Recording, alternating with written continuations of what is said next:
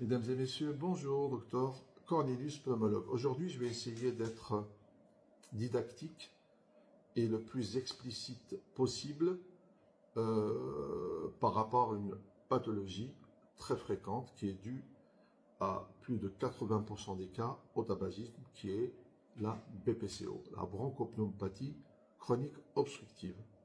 Et qu'est-ce que c'est que la bronchite chronique obstructive et qu'est-ce que c'est que l'emphysème qui fait partie de cette définition? Donc la BPCO est une maladie des bronches et des alvéoles, donc du poumon lui-même. Elle débute par une inflammation au niveau des bronches et des poumons, d'abord des bronches, entraînant une augmentation des résistances des voies aériennes à l'écoulement de l'air, avec une perte de l'élasticité du poumon, donc des alvéoles, et une limitation des échanges gazeux au sein des alvéoles, parce que savoir que c'est dans les alvéoles que les échanges gazeux se font, oxygène, gaz carbonique, etc.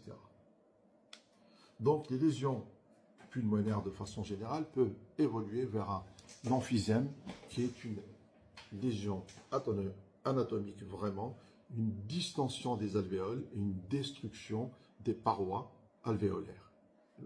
Je vais illustrer ça avec un schéma. Donc la distension pulmonaire va entraîner un mauvais fonctionnement de la respiration, par exemple la respiration diaphragmatique du diaphragme. L'air a du mal à ressortir des poumons et reste piégé au fond du poumon dans les alvéoles. Et la respiration devient de plus en plus difficile. Bien sûr, au fur et à mesure de l'aggravation de la BPCO, sur des années par exemple. Tout ceci favorise la destruction des parois des alvéoles, qui limite encore plus les échanges gazeux dans ces mêmes alvéoles et peut entraîner une baisse de l'oxygénation dans le sang. On appelle ça hypoxie.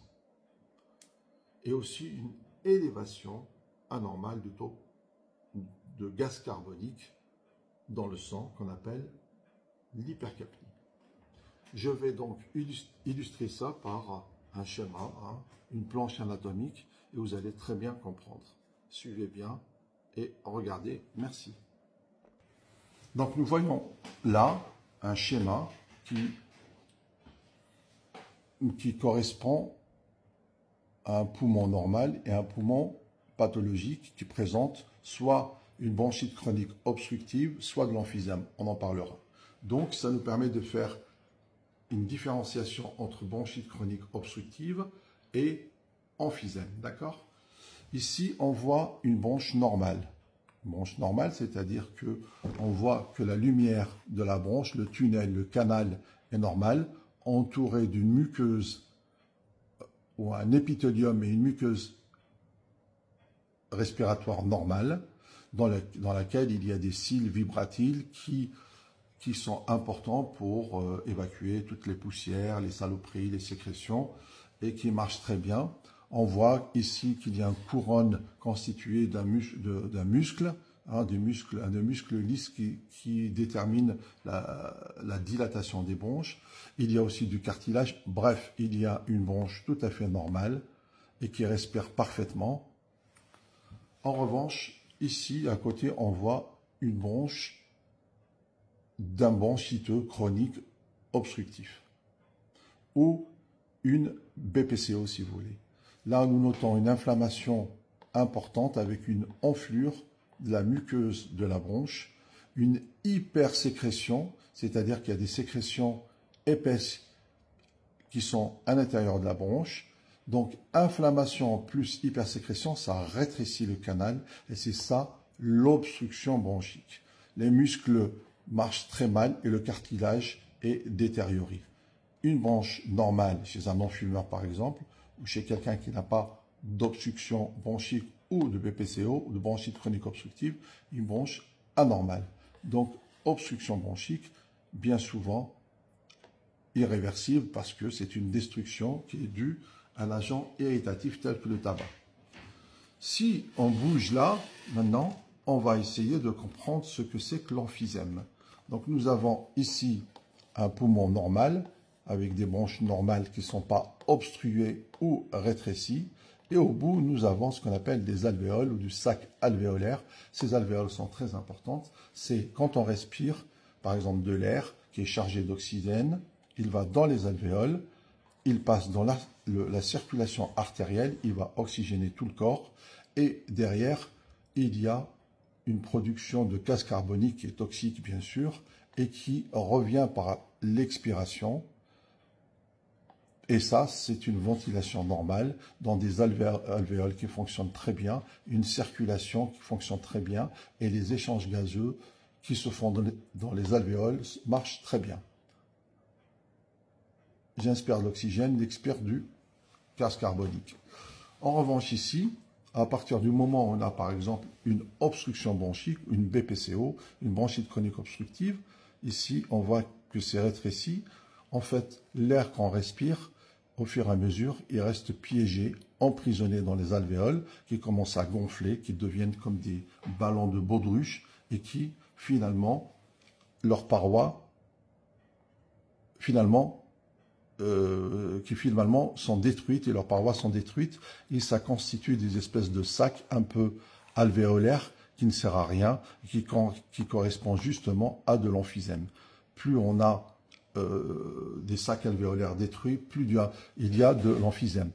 À partir du moment où les sacs alvéolaires sont détruits, il n'y a plus de ventilation, ou très peu de ventilation, et surtout les échanges gazeux ne se font plus, et on note une baisse d'oxygène drastique dans les poumons, dans le sang, et une accumulation de gaz carbonique.